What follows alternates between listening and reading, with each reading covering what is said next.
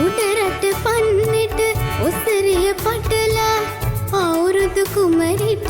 තරගෙට ගියදා අඟනුන් මැදමා පුරහඳ සේමා දිස්නෙට ගැටුන් මට මහා වැටුණා විනිසුරුතුමෝ මගේ රෝසපුවට විනිසුරුතුමෝ මගේ රෝසපුවට වශී වෙලා උන්නා ඔල බැලුම් හෙළුවා වශී වෙලා උන්නා